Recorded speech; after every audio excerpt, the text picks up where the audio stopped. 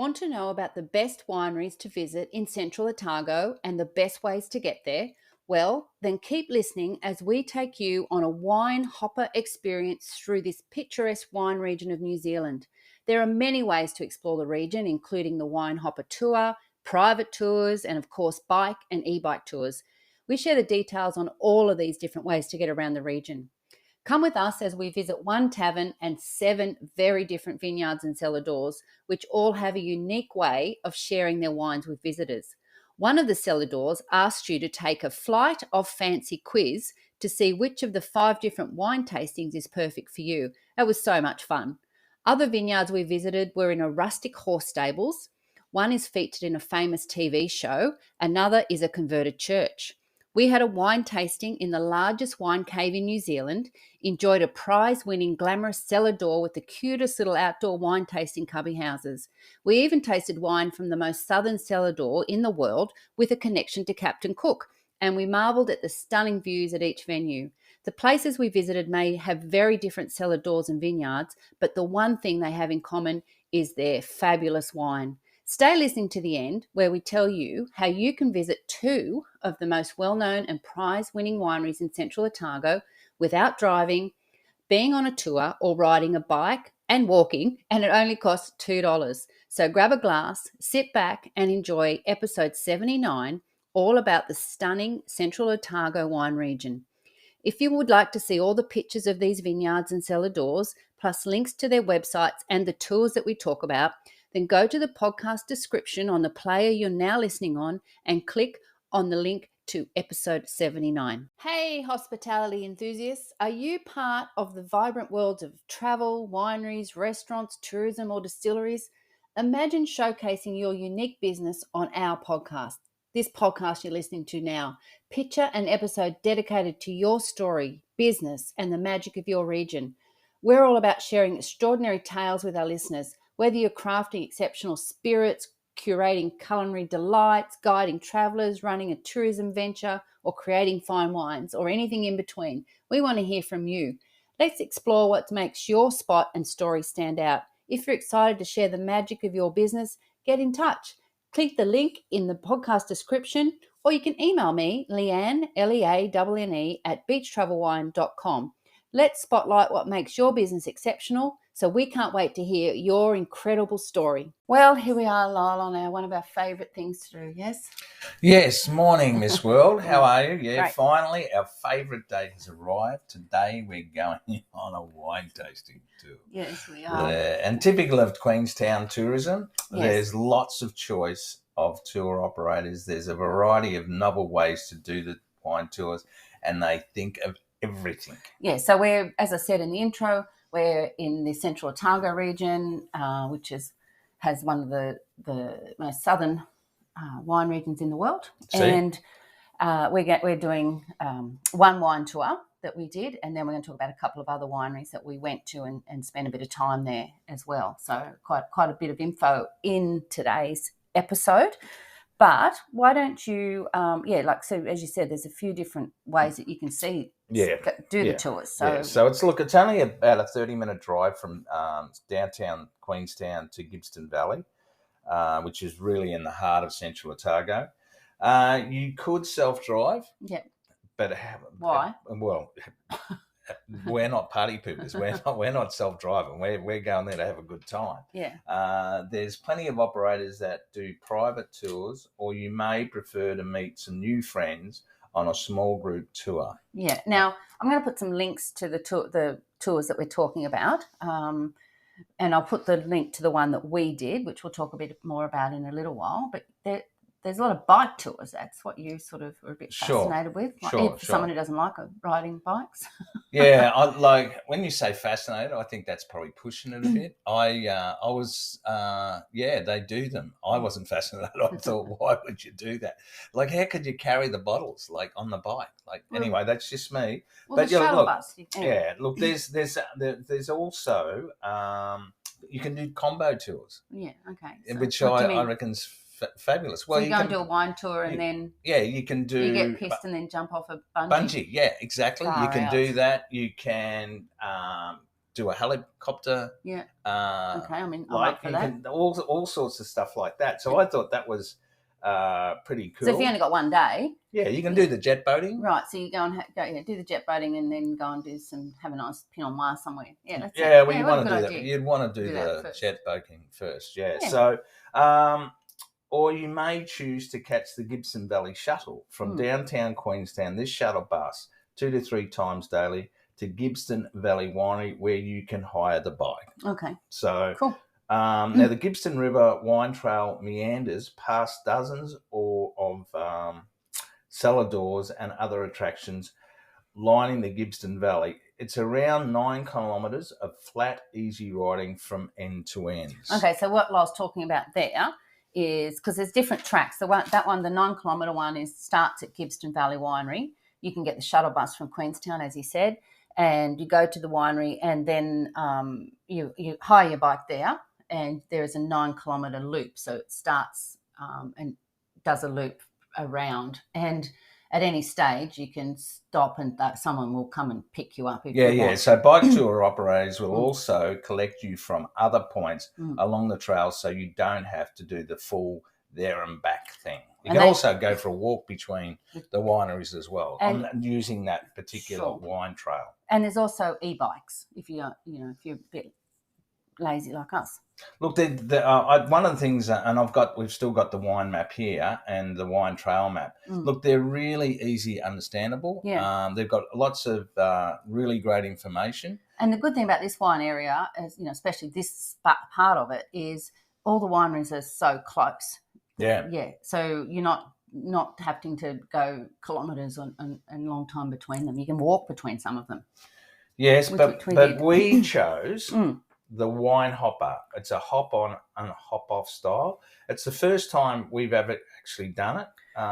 It was fabulous. Yeah, we did it because it's a bit of a cheaper option, and we'd been, like earlier in the trip, we'd been to some other wineries that we thought that a lot of the tours include. So we decided we'd do this one, and I think Andrew was our... Yep. Andrew gave us top tasting tips on the journey out to Gibson, some general information, a history of Central Otago and its regions. The big advantage of this style is that you can linger as long as you want at your favourite spots and enjoy walks between cellar doors for a breath of fresh air, then simply hop back on the bus again as it passes various pickup points. Yeah, so as we were going out, we get a map, and he's like, these are the wineries that we can include today. And you can choose which ones, and he suggests maybe 4, maybe 5, because that's the time you've got. And it doesn't matter where everyone else is going, he'll just drop you and he'll say, and he'll give you a time when he'll be back. So he gives you about 45 minutes, and Andrew says, if you want longer, just text me and I'll give you a bit more time, or if you had enough, and I'll come and get you a bit earlier, and fits it in with everyone else. So it's very flexible that way. I'd say it was perfect. Yeah, but I guess he knows that you need about the 45 minutes to an hour just to do the tastings. And so he gives you some suggestions, and it was wonderful. Now, some people wanted to start at Arrowtown, which is like a little town which has like a few little wine bars there, and then he just drops you where you want to go. So it was quite funny because the thing that sort of surprised me is during the whole of the wine tour, we never saw anybody else that was on the bus until we actually were going home. Yeah. So it was so convenient. Well, and there was us, and then there was a family with 2 younger kids. So Andrew was able to say, well, these wineries actually have activities and things that keep kids, a bit more fun for the kids as well. So, he also knows exactly. So you're not stuck to the one schedule. So it was great. I thought he did a really good job. But before we, and I said, I'll put the link to that tour that we did, or the Wine Hopper, in the show notes. So just go to the podcast player you're on in the show description, and there'll be a link to this episode, which is episode 79. So do you want to tell us a little bit about the history of Central Otago? Yeah, this is... and also the regions, because, we're talking about Central Otago. Yeah. It's not a big region, but there are some sub-regions in that, isn't it? Yeah, so Andrew gave us this information on our way out to the to Gibson Valley. In 1864, the first grapes were planted in Central Otago and made into wine by Frenchman John Desiree Ferrard. Do you like that? Yeah, I do. Okay. Coming from a winemaking family, he made his fortune in the Dustin Gold Rush of 1862 and quickly recognised the region's outstanding potential for grape growing, which was affirmed by the region's first gold medal for Burgundy in Sydney in 1881. However, stone fruit plantings dominated until renewed interest and commitment by the 1970s. Central Otago winemaking pioneers whose dreams become reality with the first modern commercial production of a Central Otago wine in 1987. Rapid growth of the industry through the 1990s and 2000 has seen the Central Otago wine growing region expand to an area of 2,000 hectares or 4,942 acres, with over 100 brands producing approximately 700,000 cases of Central Otago wine annually. Central Otago is the southernmost vineyards in the world. That's cool. Yeah, so that's at 45 degrees south latitude. Pinot Noir is 81% of Central Otago's planting, is only 3% of wine production of New Zealand, and New Zealand produces less than 1% of the world's wine production. And yet it's known worldwide. That says something about it, doesn't it? Yeah, well, I got this quote from actually Elizabeth Schneider's Wine for Normal People. This is challenging viticulture. It's extreme climate. With extreme climate, there's extreme payoffs. Because you have a number of soil types, each sub-region is going to have really well-drained soils. With this, you have lush fruit and you have silky tannins and a lot of subtleties. Wow. Okay. So now the sub-regions, which this is probably me geeking out. Okay, well, geek out then. Okay, so you've got Gibbston. Yes. Now, is the highest sub-region. Its cooler climate and north-facing hillside vines ripen later than neighbouring sub-region, producing lighter, though still intense wine. So we've got Gibbston Valley, and it has Gibbston, right? Yeah, so that's one sub-region. Okay, the next sub-region is Bannock Burn. Yes, heard of that one. It is situated on the southern bank of Lake Dunstan. The vineyard occupies one of the warmest, driest sites in Central Otago wine growing area. Harvest can be up to a month ahead of other sub-regions, and the wine produced are known to be highly distinctive and complex. Now, Cromwell, which is where Greg Hay from Wet Jacket Wines, Wines, he told us all about why he prefers Cromwell. Is a southern end of the large basin filled by Lake Dunstan and surrounded by three sides by spectacular mountains. A large amount of soil variability and microclimates between vineyards in this area are a draw card, showing different styles and characteristics of the wine. Now, Alexandra, this is probably the most southern region, which is where Two Paddocks Wine, which is Sam Neill as winery, the famous Hollywood actor. The most southerly sub-regional incorporates vineyards in and around Clyde, Earnslow, and Alexandra. Spectacular schists, outcrops dominate the arid landscape, and the wide air temperature diurnal variation produces vividly varietal, aromatic and finely structured wine. And then you've got Terrace and Bendigo. It's situated on the north-west facing ridge at the junction of Cromwell and Lindis valleys, with more gentle slopes fanning out to the valley below. Vineyards planted on stony soils capture the extreme climate's hot summer, sun, and cold, clear nights, producing intensely flavoured, well-structured wine. And then finally, we've got Wanaka. Wanaka. Yeah, probably is Wanaka. Yeah. The most northerly, and due to its two lakes and proximity to the main divide, also the most temperate of the Central Otago subregion. Is moderate climate produces delicate, precise, and detailed wines.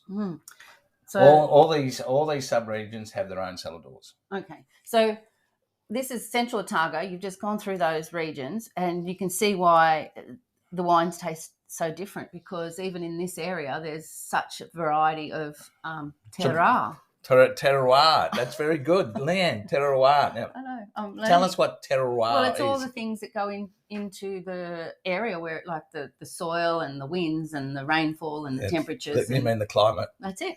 Yeah. Well, you said all the things. I just didn't want to say climate. Yeah. So all the environment things that within and the environment. What I'll do is I'm going to put a map of Central Otago wine region so you can see where this is. So so check out the description that on the play you're listening to, and go to the link to episode 79, and you'll see what we're talking about.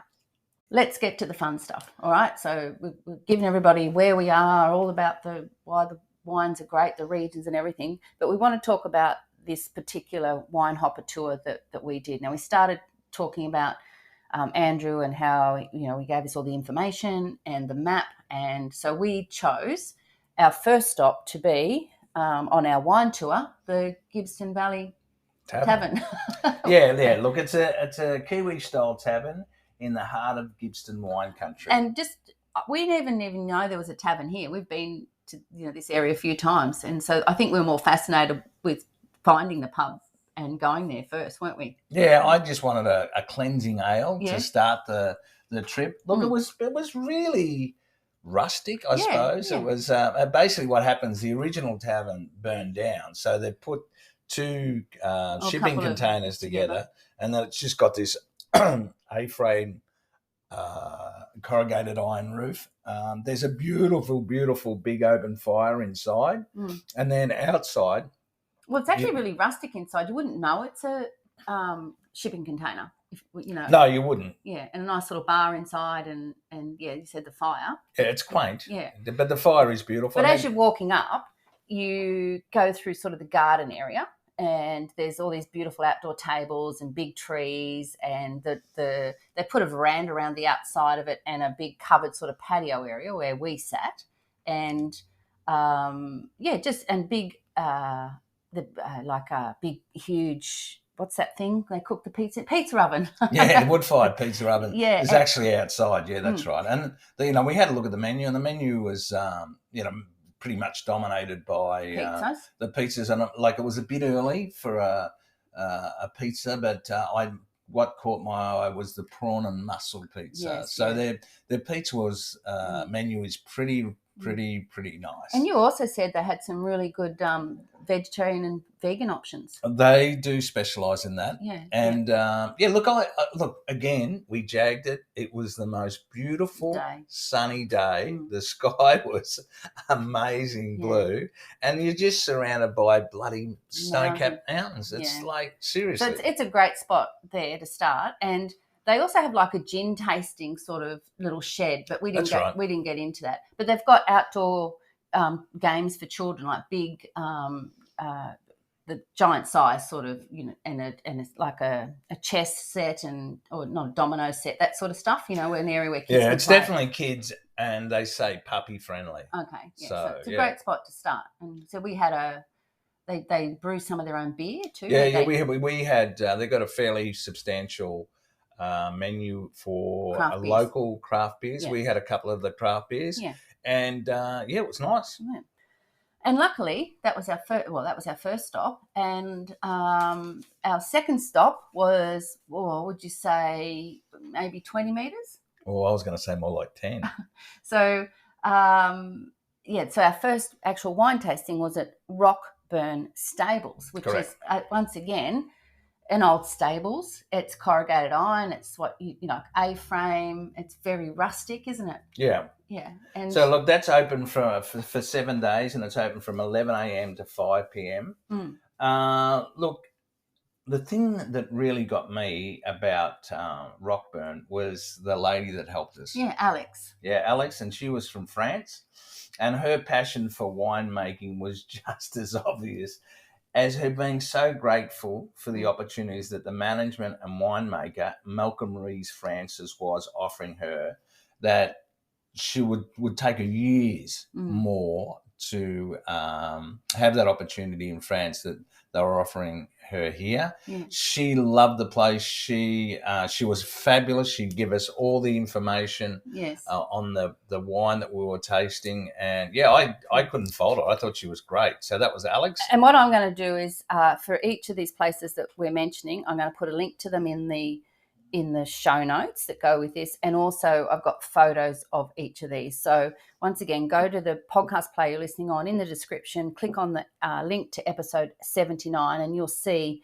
the photos of this beautiful wine cellar door, Rockburn, and how rustic it is. Now, just one of the wines that Rockburn is one of their most well-known, famous is their rosé. Do you remember that one? Yeah, sure. And it's called Stolen Kiss. Yep. And I just saw this week, because it's often hard to get a lot of these New Zealand wines in Australia, but it's now available in New South Wales and ACT at Superbarn. So if you're listening and you're in one of those places, go and find a Stolen Kiss rosé from Rockburn Stables. You won't be sorry. Now, all Rockburn wines are handpicked from their Parkburn and Gibson vineyards, each site contributing fruit characteristics to reflect their unique terroir. All wines exhibit strong varietal characteristics highlighted in white varieties by crisp acids. It is also apparent, like Burgundy, there are distinct appellations within Central Otago. To taste a Gibson Pinot Noir, you experience its perfumed nose, typical violets and earthy forest floor sensations on the palate. Compare this with a low burn or park burn Pinot Noir with its darker colour and fuller, sweeter fruit.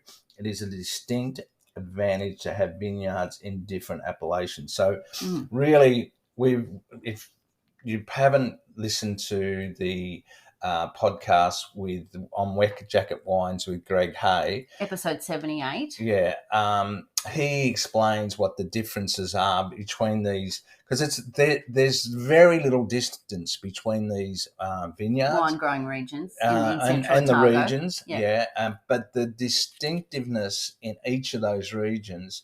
Actually, to quote Elizabeth Snyder again, she says the purity of a Central Otago wine or New Zealand wine, you know exactly when you taste a Central Otago wine where it's from. Right.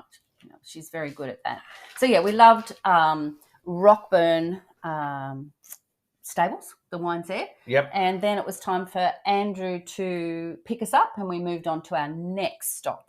Our next stop was Kinross, and we took a recommendation to go to Kinross from Andrew. Yep. Because Kinross actually has 5. They have their own wine, but they have 4 others, I think, that so you can have tastings from 5 different wineries in this one place. And when we got there, I really enjoyed it, because straight away they've come up to us, do you want something to eat? And and then the outdoor area where you sit, they've got these beautiful big leather lounges and an open fireplace, and it's open but it's cozy. And I just thought it looked really nice. Yeah, I can't remember the guy that his name, but he did speak Spanish. So did he? Yeah. So you felt very at home straight away. And this little place, there's some lovely views as well. So back, if you turn around, back from the fireplace, once again, there's the snow-capped mountains. There's all the vineyards, all the lines of all the grapevines. And there's these beautiful timber seats with the big Kinross sign there as well. And they actually have little accommodation places at this. That's right. So you can actually stay. So I've got some really nice photos of this vineyard. So go to episode 79 and you'll see the photos. You'll get exactly what we're talking about. But this is a little bit different. So the difference about this place is it does present wines from Coal Pit. Yep. Hawk's Head, yes. Varley, yes. Wild Irishman. Now, Wild Irishman is the guy that has that Wild Irishman is also the guy from Gippsland Valley. Yeah. So he said he's the only one stupid enough to have 2 wineries in Central Otago, And also there's Kinross wines. Now, there's different wine experiences here. There's because obviously you've got 5 different wineries. Now, the first one, that what they call is the classic wine experience, which is $25 per head, which is for 40 minutes. Then you've got the Pinot Noir experience, which is $45 per head. And that's a minimum of 6 people to book this experience. Then you've got the premium Central Otago experience, which is $75 per person. Minimum number of 6 people to book this experience. Wine Advisor leads you on a journey into some of the hero varietals produced here, exploring different sub-regions and producers. Now, so you can be going pretty in depth, is what you're saying. Yeah, if pretty that's much, what you want to do. Okay. Now, what we chose, yes, was the Flight of Fancy. Flight of Fancy. Now, I'm going to put, some information about this. It's a little, like when we first got it, Lyle rolled his eyes and said, what the heck's this? It's a little, what do they say? Be your own sommelier. Sommelier. Yeah, right. And let your taste buds lead the way. So it's this little sort of graph, and you start at the beginning, and you've got to have a either or. So the first one's peanut slab or pineapple lump. And then you go Lord of the Rings or Flight of the Conchords, and you just follow the arrow to which one you choose. Some of them are like Rugby World Cup, America's Cup, Sam Neill or Peter Jackson. And so, there's probably 20 different ones that you choose. And at the end, you come up with a number, and your flight is either 1, 2, 3, 4, or 5. Yes. Yeah, I'm not sure how scientific it is. Oh, it's not at all, but it was fun. Yeah, it was. It was very, very unique. And so, do you want to tell them what the different ones is, or would you like me? Yeah, okay. So basically, so if you get to number one, flight, yes, is rare salad and limited vintages, 3 wines, all red, for $29. And that's called bucket list wines. And then you've got the Pinot Noir road trip, number 2. Yeah, which is number 2, which is $19. And these wines are from Waitaki, Bannockburn, Bendigo, all Gippsland wines. And they're 40 mil. You've got 3 wines at 40 mil pours for $19. Yeah. So it's 3 wines, all red wines. Mm-hmm. There's nothing like tasting a single variety side by side to truly reveal the different characters of each region. It says a pilgrimage for Pinot Noir lovers that can't be missed. That's true. Then you've got 50 shades of Pinot Noir, which number is 3. Yeah, which is number 3. It's $17. Yep. 1 grape, 3 ways to enjoy it. So there's 3 wines. You get a sparkling wine, a rosé, and 1 red. So that's using the Pinot Noir grape. Yes. Then you've got the Journey Through Gippsland, $19. New releases, 3 wines, 1 white and 2 reds. And this is the one I had. Yes, is the number whiter 5. shade of pale. Yeah, I did. Flight number 5. Yes. Which was $17. And that was a Riesling, Fume Blanc, Pinot Gris, Sauv Blanc, or Chardonnay. So it's just 3. You choose 3 of those. 3 of those. And I had the Fume Blanc, and I was pretty impressed, really. Yeah, I thought that was a lot of fun. Yeah, look, it was certainly unique. So, and I love the surroundings there, as I said. And so we did. Well, I think we stayed a little bit extra time there because it was just such a nice place and a lot of fun to do that. And just how good is it for people to try something a bit different like that? Look, our initial what is this? To actually, this is really cool. Yeah. Look, each of the wineries that we actually visited, they've all got their own unique experience. So, and this was a really nice one I liked. So that's Kinross, and that's a good one to visit, as I said, because they have wines from 5 different places. So of course you don't have to do any of that. You can just sit there and have they've got like a nice little menu, and you just have a glass of wine as well, which there were quite a few people doing that as well, wasn't there? Yep. Okay, so Andrew comes back, we hop back on the bus, we're having a wonderful time, and we then head to Mount Rosa or Rosa. I think probably Rosa. Okay, yeah. The thing that stands out from this place for me, and you've got to see the photos of this, are the sculptures, I guess you'd call them, outdoors. They're great big rams and sheep, aren't they? And they're probably 3 times normal size sheep, and they're made out of sticks. Mm. Yeah, and they're fascinating. Yeah, well, originally it was a sheep farm. Yes. Okay. And the owners there, they bought it with another couple, and they realised that I think the price of wool at that particular time went down. So Yeah. they then decided to plant some grapes. Now, it's Guy and Anne Boanis. Now, they've been there since 1998 and they're still there. Once again, though, it's a corrugated iron shed. Yeah. Or it's not really a shed. This is a bit more substantial structure. And when we arrived, they were filming a TV show. Remember? Yeah, that was for Europe. Yeah, European. It was like a food show. Food show, yeah. So, but look again, the backdrop. Yeah, it's just amazing, and it was getting a bit cooler by this stage. Okay. It was in the afternoon, so it's a relaxed rural setting nestled amidst rows of vines, surrounded by mountains and hillsides, dotted with wild herbs and dramatic mountain landscapes. Yeah, it is what you'll experience at Mount Rosa. Yeah, a roaring fire to keep you toasty in the winter months, and a snowy courtyard to catch the rays in summer. I thought the thing that stood out to me about this was the staff. Yeah, they were lovely. Well, there's staff everywhere, but they obviously have some tables that they really look after, and they were so friendly and so helpful. This is how helpful they were. She even taught me into having a mulled wine. She did. She did. I didn't mind it. I'm not a big mulled wine fan, but she assured me that it's the best in all Central Otago. And how can you say no to that? So I did enjoy that. And there's the Baz, the wiry little terrier. I think he went missing. Like, he goes wandering, and someone always brings him back. Yeah. Well, apparently they have a wine dog annual calendar that comes out, and he's famous, is he? Yeah, and Baz is pretty famous on that, and he's listed as an Alsatian, and what? He's listed as being an Alsatian. Guy, the owner, actually said that he had to sling him $20 to put that in, because he tells some of his guests that that he is an Alsatian. They look at him a little bit weird. So that's obviously Guy's sense of humour. That's weird. Look, you enjoy 5 different varieties, all grown on site at the vineyard. In a tasting, yeah. Yeah. Choose to taste all varietals or focus just on our special Pinot Noir, on their special. Yeah. It's $20 per person. Tasting fees waived upon the purchase of 2 or more bottles of wine. Yeah. Now, we chose just to have a glass of wine. And the mulled wine, we didn't do the tasting. No, that's right. Yeah. Well, we're getting a bit tired, I think.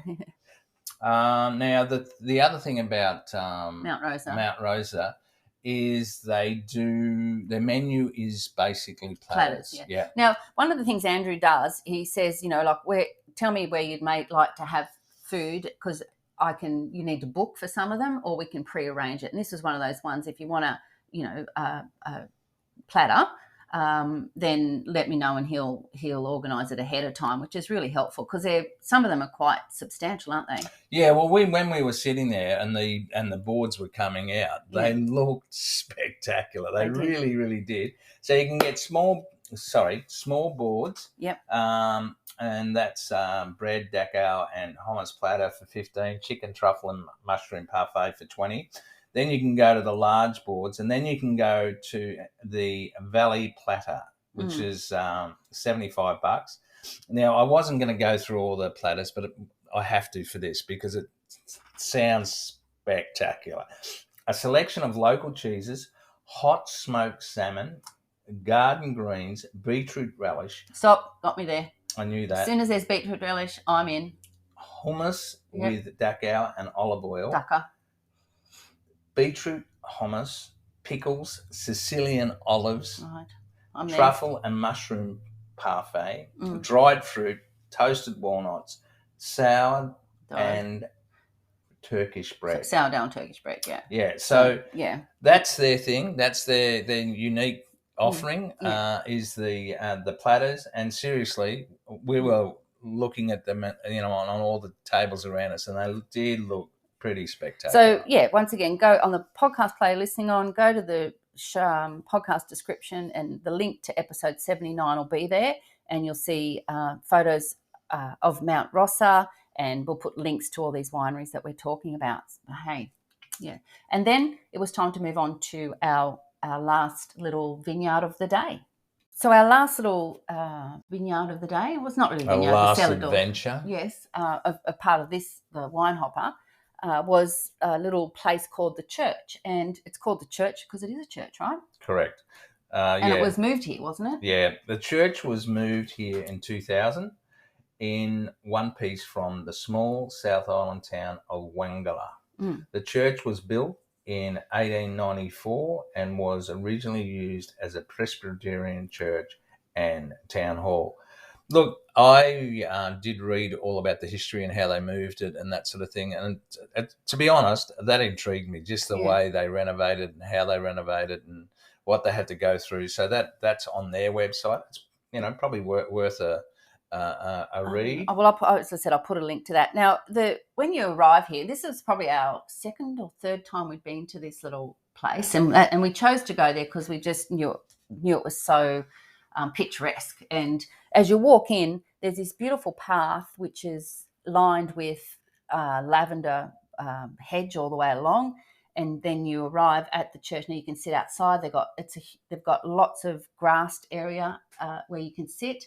And they've also got a veranda outside the church that you can sit, or you can even go inside the church if you need to. Now, Andrew did say that he goes to here quite often with his family because it's just a great spot for the kids as well. Those huge grass sort of area where they can run around and play. So I think it's just a really nice spot to go. It's also, I think another reason we wanted to go is there's a show we've been watching called Under the Vines, which is all about a drama, all set in Central Otago, really, about this winery. And they have the church actually appears in that show, doesn't it? Yeah, it's featured in the first series. Yeah. So that's pretty cool. And it's the first change. It sort of changes hands a little bit. Like the first time we went, it had a wine tasting, and then it changed to a brewery. Yeah. And then when we were there, we were lucky enough that it was the cellar door for Mount Edward wines. Yeah. So we got to taste some of those, which I'd never had before as well. So, and a lovely American lady that's now moved here and is running the church. Yeah, I think she leases it. So yeah. Look, and they have food there as well. Yeah, I've got to tell you, we had I would suggest the best chips. Yeah, hot chips. Hot chips I've ever tasted. I think there was double blanched, and they were beautiful. Yeah, we just felt like something to eat. Yeah, by that stage, so just something light, because we did have something to eat also at Mount Rossa. Okay, we did. Yeah, I can remember. I can still taste the hot smoked salmon. It was very, very nice.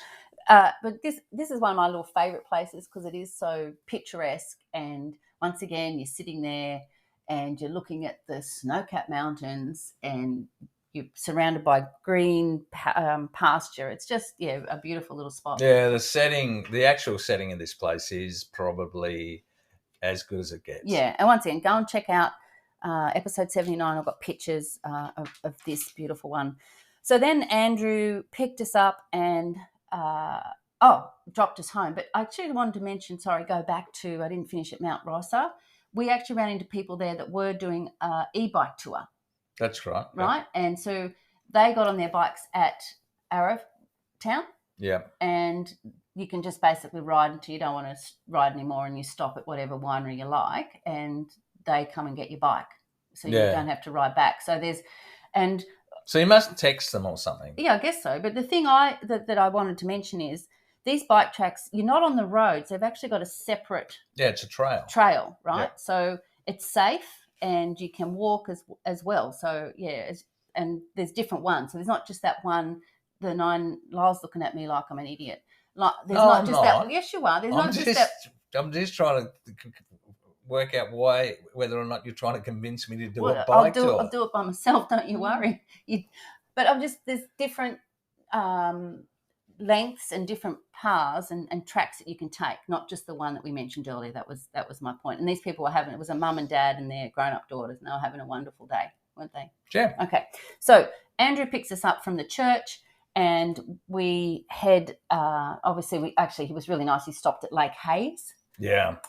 Because we'd driven past that a few times and I just really wanted to stop. It was a bit late and it was quite cloudy by then, so it was quite a moody. I know you make fun of me for using that word too, but it was quite beautiful seeing it at a different time of day. And Oh, yeah, look, the reflection of the snow-capped mountains on the actual lake. Yeah, so Lake Hayes is it was pretty impressive. Another spot that you certainly should visit. So yeah, we love that wine hopper tour, and so check out the link to that in the show notes. Can you remember how much it was? It was only about $75 for the day. It was cheap. Yeah, but they also do the more private and guided tours as well. So they've got those options if that's what you want, because we have done those in the past and we enjoyed those as well. Sure.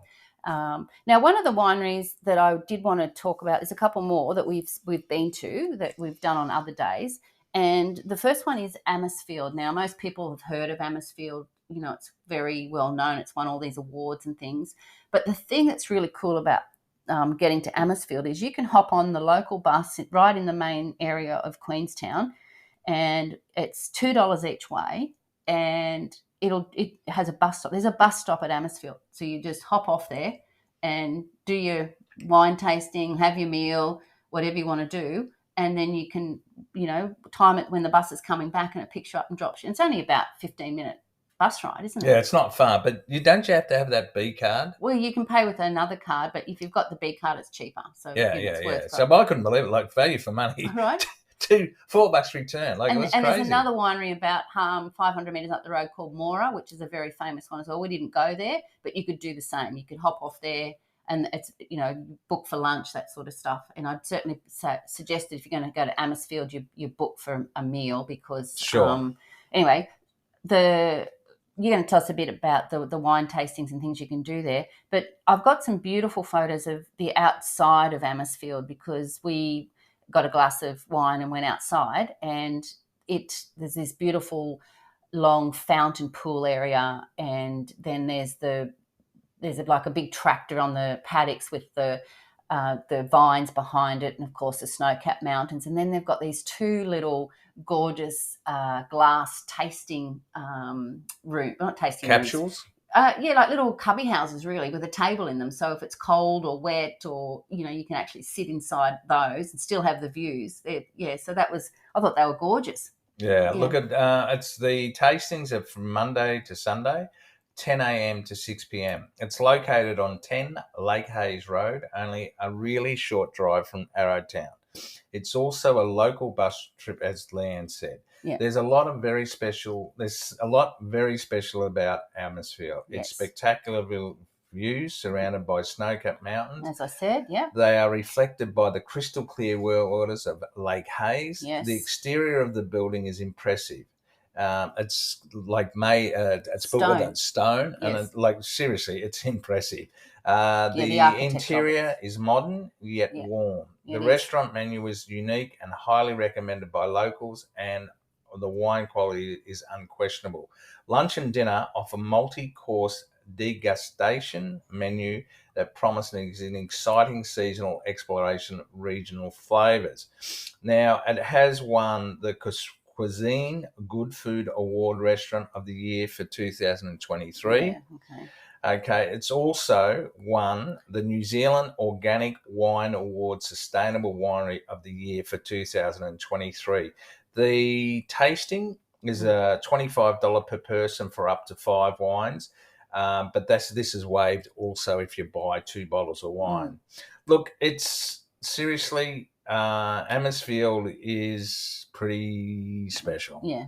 I remember we went to a restaurant in Queenstown and they said, "Have you tried the Amersfield Pinot Noir?" Like, no, but I want to have it every day now.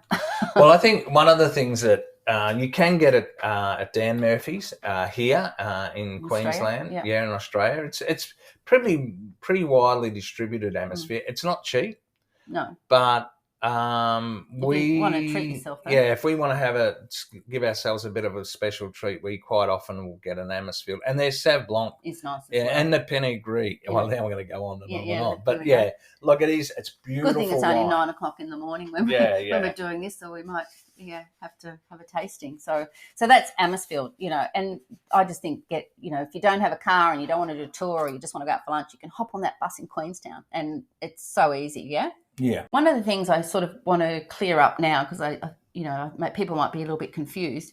We talk about Gibbston Valley as part of one of the regions of Otago, of Central Otago, right, which is where we are. But there is also a vineyard, a winery, cellar door called Gibbston Valley, isn't it? Yeah, the winery is home to the region's oldest vineyards, yes, New Zealand's largest wine cave, and a bistro-style restaurant and cellar door. Now, we did a wine tour to this beautiful winery, didn't we? Yeah, we did a private one, wasn't it? Yeah. And although, there was a couple of others with us, but this is a place that you just don't want to stop for an hour. You want to go and have they do the boards as well, or a nice lunch. Yeah, yes. Well, the tour actually we booked included lunch, so and they do a tour of the wine cave, which is pretty impressive, isn't it? Well, they do 3 specific different types of tours. There's a wine cave tour, which includes 3 wine tastings, and it's $25 per person, duration 30 minutes. Then there's the winery tour, which is a tour of the vineyard, winemaking process, and inside the wine cave includes 4 premium tastings, $38 per person. That's the one we did. Yeah, and then there's the wine and cheese tour. The incredible intricacies of wine and cheese pairing is explained. Includes 3 wines and 5 cheese tastings, and it's $50 per head. And you've got to book it. It's at 2 p.m. only. Yeah, so we did the cave tour, and I've got a lovely picture of at the beginning of the cave, and it's, you don't know how, you look at it and you think, how far in does this cave go? It's lined with barrels and barrels and barrels of wine. And then you go right down towards the end, and there's like a big sort of open room where you do wine tasting. Yeah, I think we saw a lot more in Europe of the wine caves. It's a big thing there, because obviously it keeps the temperature at a fairly regular temperature. But this was impressive.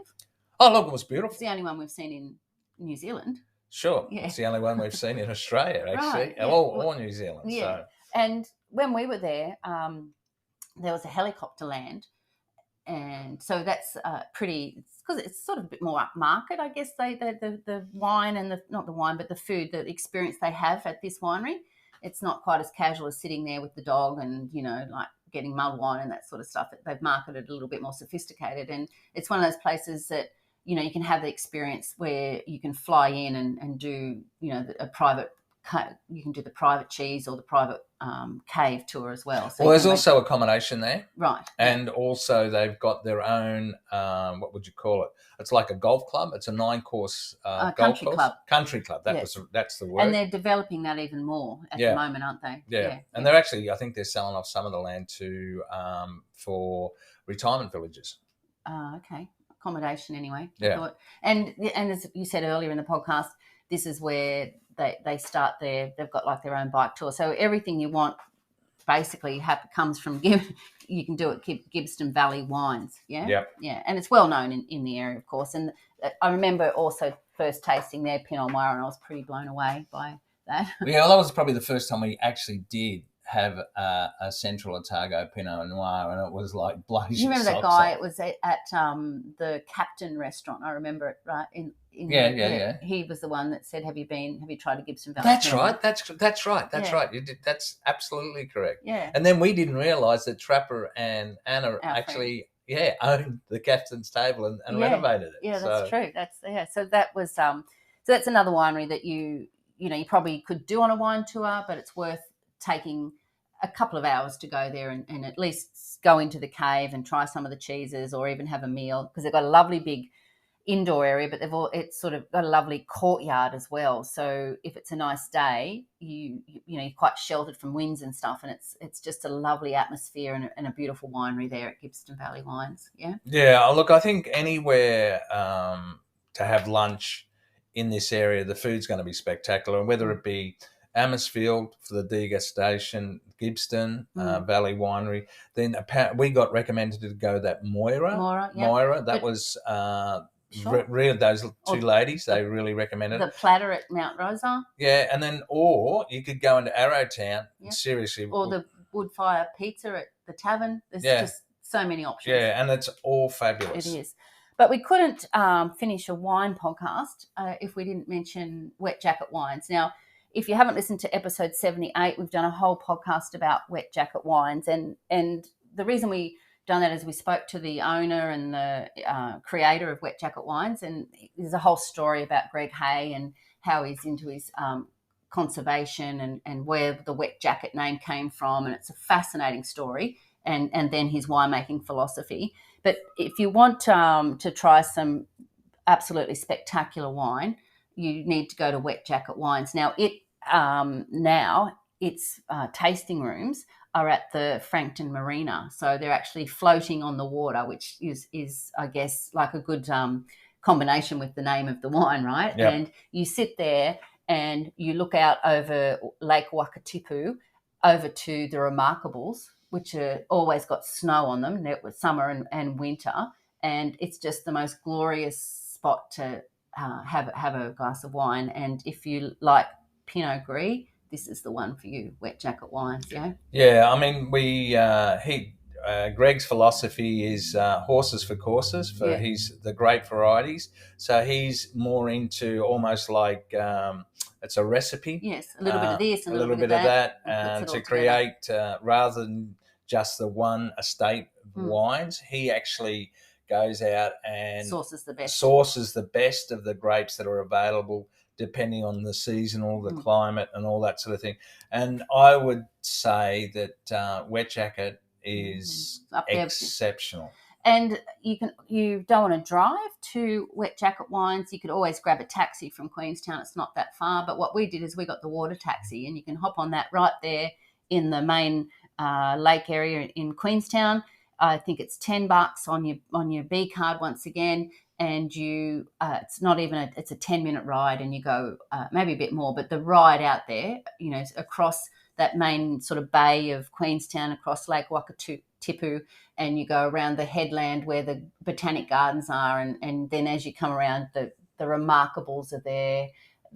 It's just the most beautiful view, isn't it? Yeah, and then you pass it. Is it Kelvin Heights, the actual that suburb of Queenstown? So check out Wet Jacket Wines, and as I said, I'm going to put a link to all the wineries in the show notes. So go to the podcast player you're on, go to the description of this episode 79, and click on the link, and in the link there'll be a map of the wine region, links to the wineries we've talked about, photos of the wineries we've been to, and also the tour that we did, and some of the bike tours that you can do. So there's a whole page of information. And there's also an interactive map of each of the wineries, so you can see them as well where we went. So lots of great information there.